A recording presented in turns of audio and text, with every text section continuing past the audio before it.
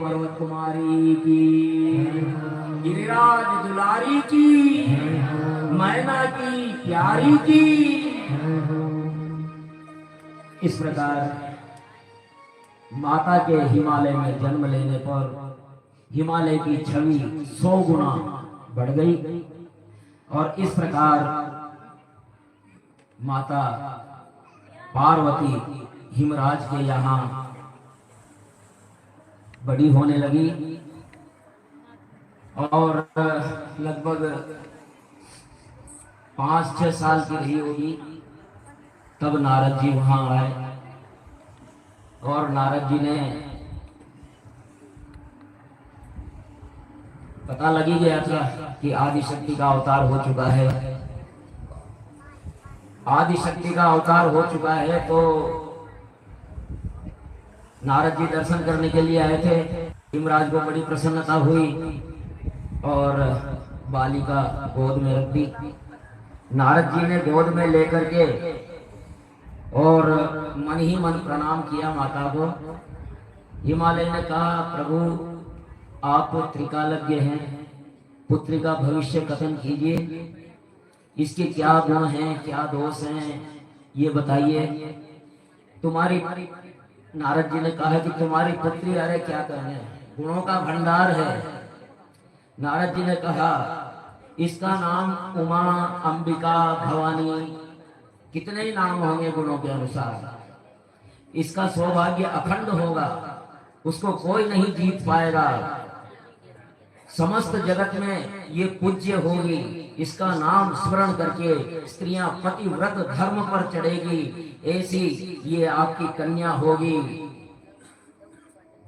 शैल सुलाक्षण सुता तुम्हारी, शैल सुलाक्षण सुता तुम्हारी, सुना मुझे अब गुण तो विचारी, सुना मुझे अब गुण तो विचारी। सुलक्षणा है लेकिन 2-4 गुण अवगुण, 2-4 अवगुण है। वो कौन से हैं? अगुण अमान मात ते तू ही ना।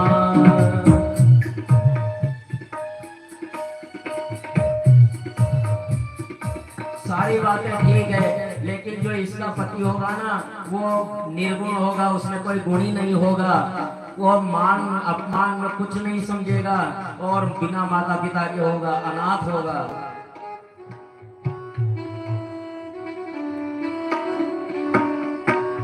गुण अमान मात पितु हीना, उदासीन सद संशय छीना। उदासीन रहेगा और बिल्कुल अमंगल वेशधारी रहेगा।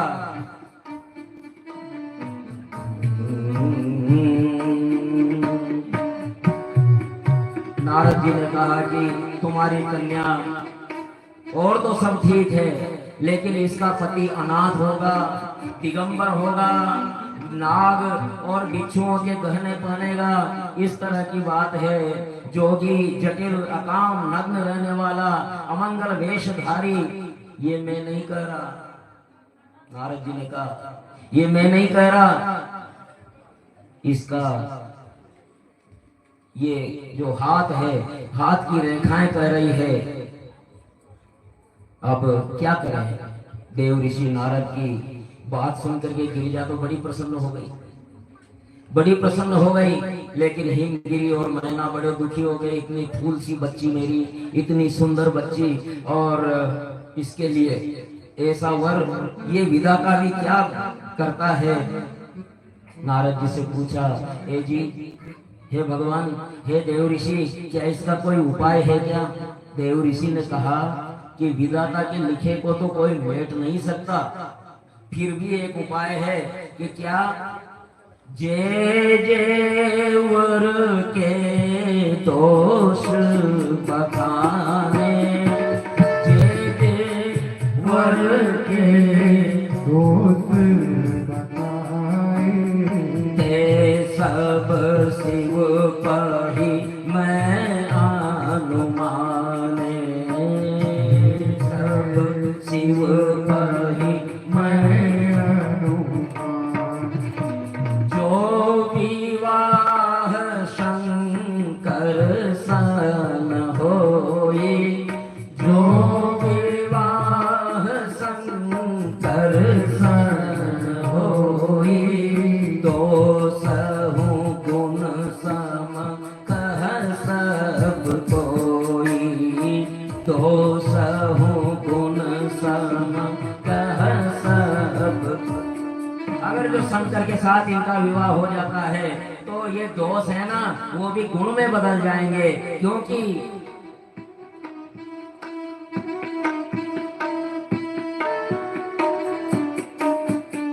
शंभु सहज समरथ भगवाना, शंभु सहज समरथ भगवाना, एहि विवाह सब विधि कल्याणा, एहि विवाह सब विधि कल्याणा। भगवान शंभु सहज है, समर्थ हैं और भगवान है, त्रिलोकी के नाथ हैं, और अगर ये विवाह उनके साथ होता है तो प्रत्येक प्रकार से इसका कल्याण होगा। लेकिन क्या प्रभु बताइए, लेकिन क्या? जो तप करे कुमारी तुम्हारी, जो तप करे कुमारी तुम्हारी, भावी हूँ मैं की सके त्रिपुरारी, भावी हूँ मैं की सके त्रिपुरारी। अगर हो सके तो थोड़ा थोड़ा आगे खसक जाए, पीछे जगह नहीं रही, थोड़ा थोड़ा आगे खसक जाए ताकि आने वाले बैठ सके।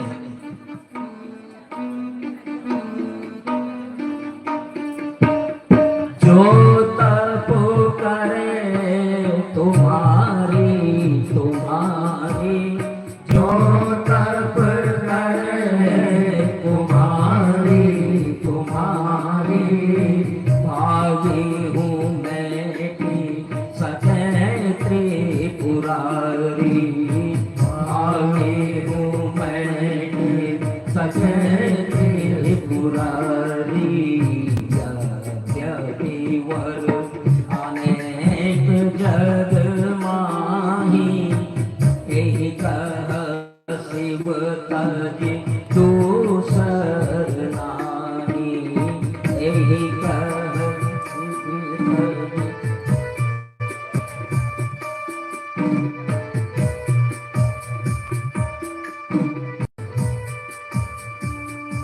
अगर तुम्हारी कुमारी, ये तुम्हारी पुत्री अगर तप करती है तो निश्चित रूप से भावी को भी बैठ सकते हैं त्रिपुरारी।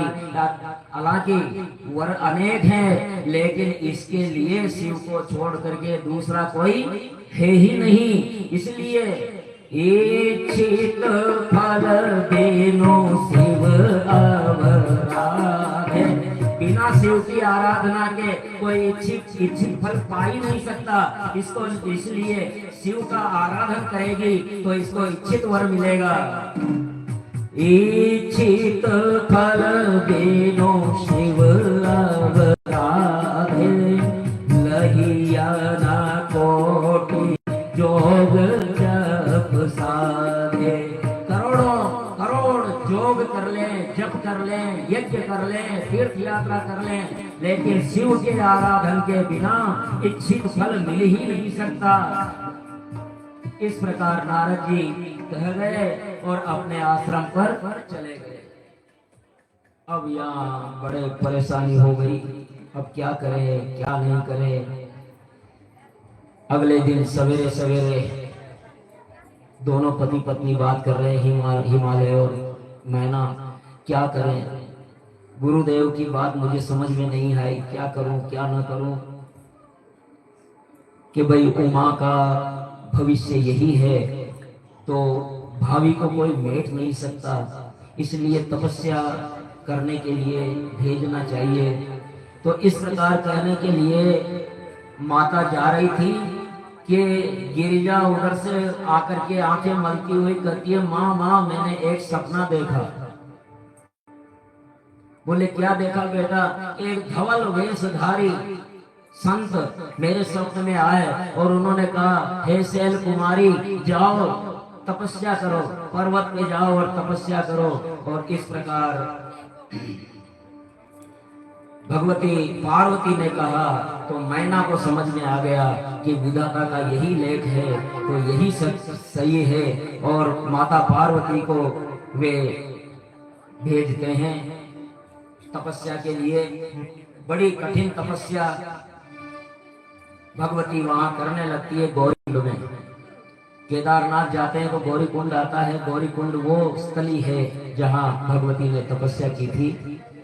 तारकासुर का आतंक शिवपुत्र के बिना वो समाप्त नहीं होगा, ऐसा वर था उसको। तो बड़ा आतंक मचा रखा था, क्योंकि शिव जी तो अब सती माता रही नहीं, तो शिव जी के पुत्र होने से रहा और मुझे कोई मार नहीं सकता। इस प्रकार तो तारकासुर से त्रस्त होकर के इंद्र ने कामदेव को भेजा महादेव के पास। तो कामदेव वहां अपने तीर चलाने लगा, लेकिन भगवान के हृदय में वो तीर लगा। देखो कामदेव के आक्रमण सभी पर होते हैं, स्त्री हो या पुरुष हो, स्त्री हो या पुरुष हो, कामदेव का आक्रमण सभी पे होता है। लेकिन एक तीसरी आंख दी हुई है हमें भी, हमारे भी तीसरी आंख है। और वो आंख कहाँ है, कोई बता सकता है? तीसरी आंख कहाँ है हमारी? जहाँ नहीं माता जी, तीसरी आंख वहां है जहां हम तिलक लगाते हैं। ध्रुव मध्य पे हमारी तीसरी आंख है। और ये तीसरी आंख होती है ज्ञान चक्षु। तो जब ज्ञान चक्षु खुल जाता है ना, तो कामदेव भस्म हो जाता है। कामदेव ने काम बाण चलाए, लेकिन भोलेनाथ का तीसरा नेत्र खुला और कामदेव जल करके छार हो गया। कामदेव जल गया। रति रोती कलपती आई, भगवान भगवान ये क्या किया, अब मैं क्या करूंगी? तो भोलेनाथ को मनाया सब देवताओं ने कि ये तो हमारे कहने से ऐसा बेचारा मारा गया। तो भोलेनाथ ने कहा कि तू चिंता मत कर, द्वापर में जब कृष्ण का अवतार होगा तो उनका पुत्र तेरा पति होगा, जा संबरासुर के पास। और अब देवता लोग कहते हैं कि भगवान हम आपका विवाह देखना चाहते हैं, हमारी बहुत इच्छा है। भोलेनाथ ने कहा कि विवाह तो हमारा और इच्छा तुम्हारी। विवाह तो मेरा करवाना चाह रहे हो और इच्छा तुम्हारी, ऐसा कैसे हो सकता है? मैं बाबा जी ठीक हूँ, मुझे विवाह नहीं करना। बड़ी अनुनय विनय की तो भोलेनाथ ने कहा ठीक है। तो फिर सब देवताओं ने कहा प्रभु पार्वती कुमारी ने बड़ी कठिन तपस्या कर रही है हिमालय की गौरी कुंड में, आप कृपा करके उन्हें अंगीकार करें। तब वहां महादेव ने कहा कि ठीक है।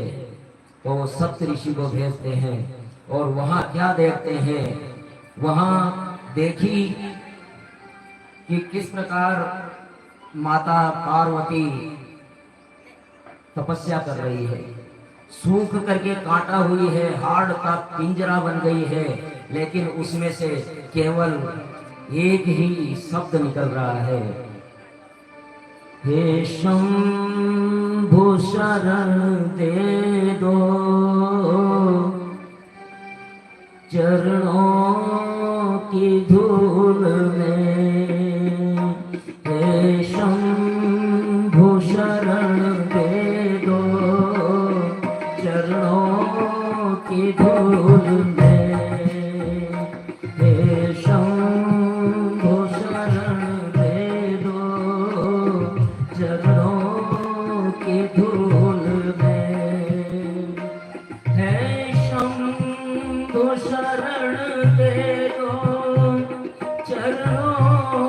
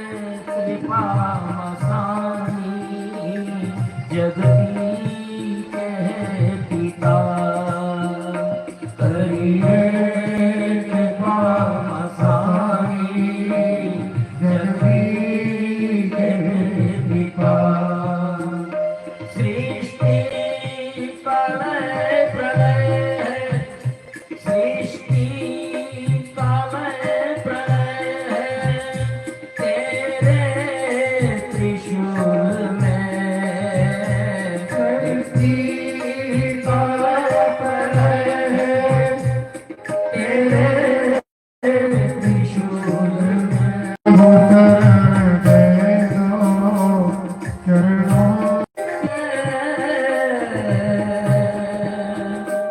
भोले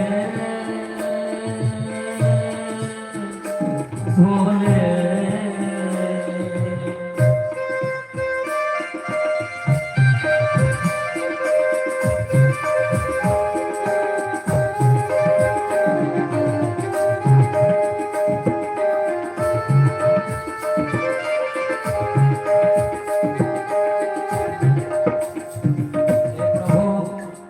आपके चरणों की धूल में मैं पड़ी रहूंगी। हे मेरे प्रभु, अनन्य भाव से आपके समर्पित हूँ मैं। हे मसानी, हे जगती के पिता, सृष्टि का लय प्रलय सब कुछ आपके त्रिशूल में है। हे शंभु, अब मेरा तो मुझ में कुछ भी नहीं रहा, जो कुछ है जो आपका ही है। नहीं रहा मेरा तो मुझ में स्वामी, तो मुझ में स्वामी कुछ भी नहीं रहा मेरा तो मुझ में स्वामी कुछ भी नहीं रहा। जीवन का धर्म होगा जो आपने कहा, जीवन का धर्म होगा जो आपने कहा। हर बात तुम्हारी कर्मों के मूल में, हर बात तुम्हारी कर्मों के मूल में। हे शंभु शरण दे दो चरणों की धूल में, हे शंभु शरण दे दो चरणों की धूल में। मेरे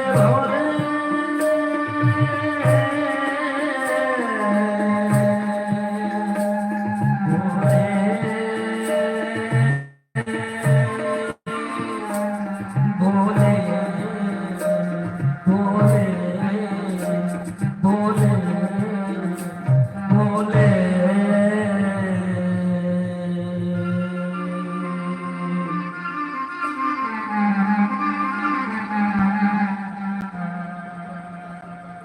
भगवती पार्वती मूर्ति मंत्र तपस्या की तरह लग रही थी। सप्तऋषि ने देखा तो मन ही मन प्रणाम किया, क्योंकि परीक्षा लेने आए थे, भोलेनाथ ने भेजा था जाओ परीक्षा लो। तो सप्तऋषि ने मन ही मन तो प्रणाम किया, उनको पता था कि ये तो आदिशक्ति जगदम्बा है। तो और फिर प्रकट में पूछते हैं कि अरे कन्या तुम कौन हो और ये क्या कर रही हो? तो फिर वो कहती है कि मैं तपस्या कर रही हूँ। क्यों कर रही हो? कि क्या बताऊं, अब बस कर रही हूँ। कि नहीं नहीं बताओ। यार मेरा अविवेक है कि मैं कर रही हूँ। देखा हूँ मुनि अविवेक हमारा, चाहिए सदा शिव ही भरतारा। हमारा अविवेक तो देखो कि हम सदा शिव को भरतार के रूप में चाहती हैं। और ऋषिगण हंसे और कहा, अरे हंस करके कहा, अरे तो वास्तव में पर्वत की पुत्री है। अरे शिव कौन सा ग्रस्त बन जाएगा? अरे सती से विवाह किया था दक्ष की पुत्री से, वो मर गई, और तेरा भी वही हाल होगा। अरे इस अज्ञान को छोड़, इस पागलपन को छोड़। माता ने कहा कि मुझे गुरु जी का आशीर्वाद मिला है, नारद जी ने कहा है, तो नारद जी का वचन मैंने मान लिया है और मैं शिव जी को ही अपना भरतार मानती हूँ। तो ऋषिगण ने कहा हंसे, अरे नारद जी के कहने से किसी का दरबार बसाएगा जो तेरा बस जाएगा? नारद जी के कहने से किसी का भी घरवार नहीं बसा है। अरे वो तो बिल्कुल कापालिक है, मसाणों में रहता है, न तेरी सास है न ससुर है, कोई भी नहीं है। तो ईश्वर ने तुम्हारी भलाई के लिए हमें भेजा है, इसलिए बात मान और छोड़ दे ये जिद। हमने तेरे लिए एक बहुत अच्छा वर देखा है, में रहता है, शंख चक्र गदा पद्म धारण करता है, मोर मुकुट और वैभवशाली है, बड़ा आनंद करेगी। हमने वो देखा है गिरजा हंसी। हाँ बिल्कुल आपने सही कहा, सत्य कहूं गिरि भव तनु एहा। गिरि से संभव मेरी देह है, लेकिन हट न छूट छूटई बरु देहा। मेरा हट नहीं छूटेगा, भले मेरा ये शरीर छूट जाए, लेकिन जन्म कोटि लगी रगर हमारी, जन्म कोटि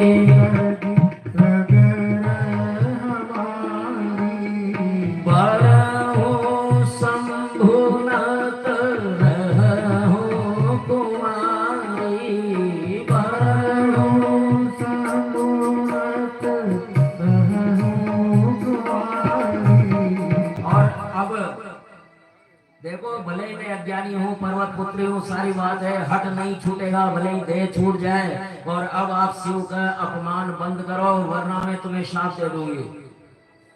चले जाओ यहाँ से, मैं शिव की निंदा नहीं सुन सकती, क्योंकि कोटि जन्म लगी रगर हमारी, वरऊ शंभु नत रहूं कुमारी।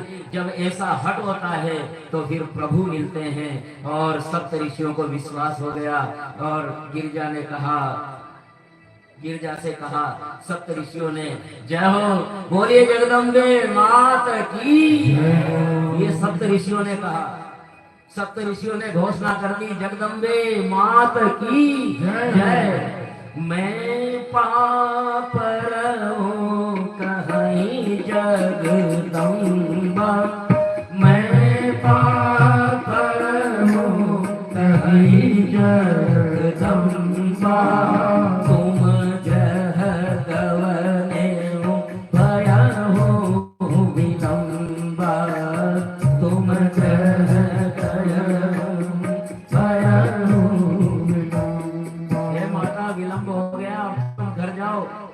भगवान भोलेनाथ ने ये विवाह की हामी भर ली है, इसलिए अब आप जाओ और अपना। तो इस प्रकार सप्त ऋषि माता को कह करके कि अब घर जाओ।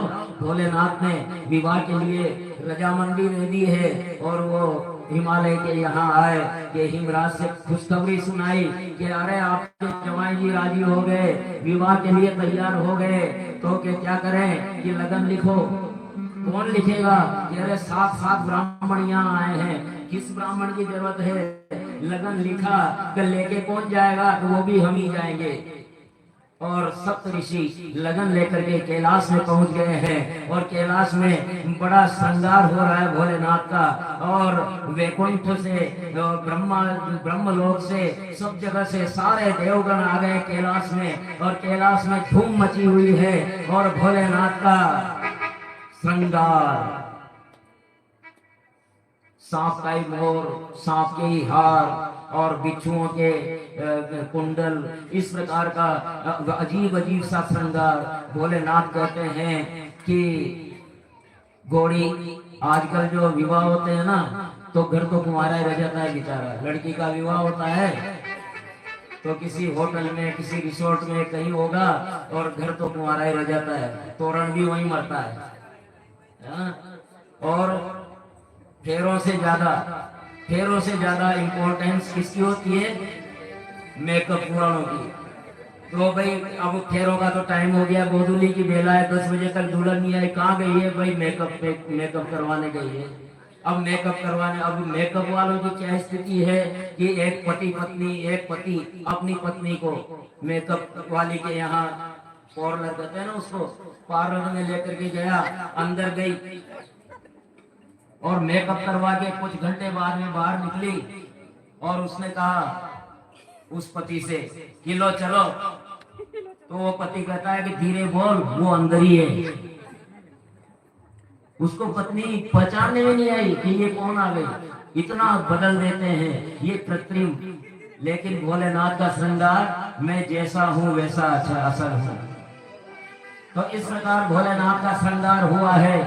और घोड़ा, मेरा नंदी है ना, नंदी पे सवार हो गए और नंदी पे सवार हुए और बारात चलने लगी। भोलेनाथ आगे आगे, उनके पीछे विष्णु भगवान और उनके पीछे ब्रह्मलोक और ब्रह्मलोक के पीछे विष्णु लोक वाले सब देवता भगवान के पार्षद, और इस प्रकार चलने लगे। लेकिन विष्णु ने कहा कि अरे ये तो दूसरे गांव में जाकर के हंसी कर आएगा। भोलेनाथ से आकर के कहा कि भोलेनाथ आप पीछे रहो, नहीं तो बढ़ते ही अगर ये भूत प्रेत पिशाच दिखेंगे तो क्या रहेगी हमारी।